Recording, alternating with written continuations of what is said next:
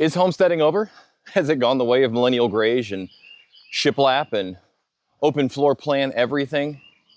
Is it dying? Is it dead? Now, before you go, it's not really homesteading what you're doing. The Homestead Act of the 1860s that Abraham Lincoln signed into law allowed somebody to go out and for a small fee get 160 acres with minimal requirements. And it was repealed in 1776 with the Federal Land Management Act, and it continued for 10 years in Alaska. And the last guy that actually really properly got a homestead was some guy who got 60 acres down by a river in 1988. What we're doing is hobby farming. Okay, fine. But you know what I mean, the crunchy millennial, the desire to make your own food, the desire to know where it came from, the desire to wrest your food from the land and raise your own animals and all those things. Is it on its way out? I've noticed a lot of my friends lately are talking and they're tired of having goats. They're tired of having chickens. One of them even said they don't think they're going to do a garden at all next year because, well, quite frankly, our gardens have not done very well this year. And so they're just done. And what changed?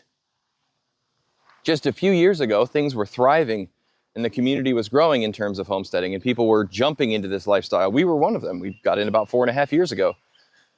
So I didn't know if what I was feeling was a microcosm. So I called Billy from Permapastures. He's a friend of mine. And I said, hey man, what are you hearing? I've noticed my views on my channel have been down. Last year we'd release a video. We'd get about 1,000, 2,000 views every video. It didn't matter what it was. This year it's struggling to break 400 or 500. And he said that he's noticed the same thing, that views across the board for homesteading content are down 70 to 80%. Now he has his thumb on the pulse a lot better than I do. And he's friends with Sow the Land and The Fit Farmer and the Holler Homestead. And they are all telling him the same thing, that they're having to release more videos to get the same number of views. I'm a small potatoes channel. This is not my life. So the drop in views is not the end of the world for us. But that means it's not just me and my friends in my local area. This is happening across the board. And fads come and fads go. Back in the 60s, they were building bunkers in case somebody dropped the bomb. So is it worth doing? People are finding out that it's actually quite expensive. It's almost prohibitively expensive to get started. Finding the land, purchasing the land, getting started, the equipment, the space, the time commitment is incredible. And it's quite easy for all of it to get away from you. And people are realizing maybe it isn't worth it. Now, to me, the homesteading movement and the preparedness movement, preppers, if you will, to use the dirty P word, it's all kind of in the same vein. We, especially millennials, have tried to relearn some of the old ways that 3 or 4 generations back were kind of standard. And we're tired of all the processed foods and things like that. And we thought, hey, we'll just go out here and do it ourselves. And as it turns out, that's a lot more complicated, more difficult than we thought.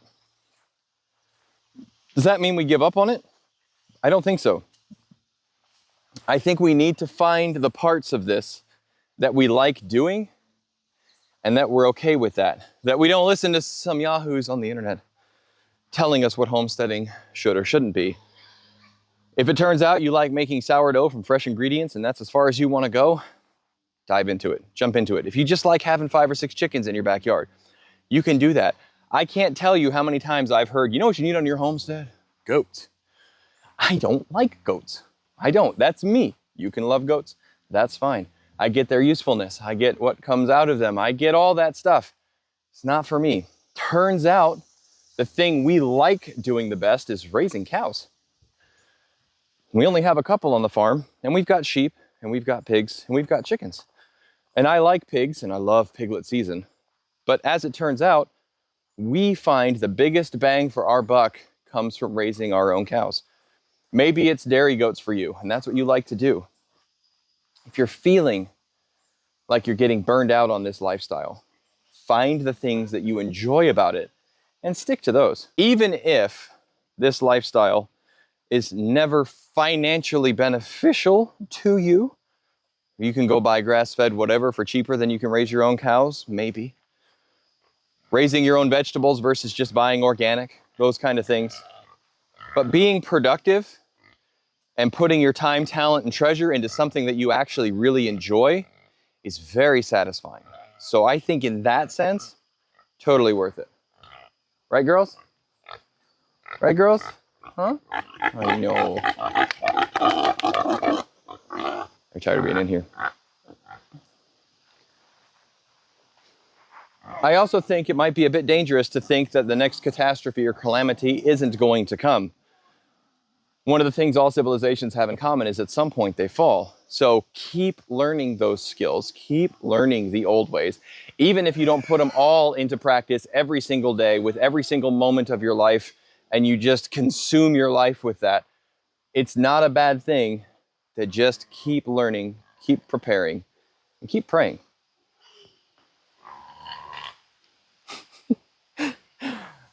If I don't feed these girls, they're going to break through my fence, so I'm going to go. My name is Brian. This is Flannel Farms. Keep growing as you grow, and we'll see you next time. Bye.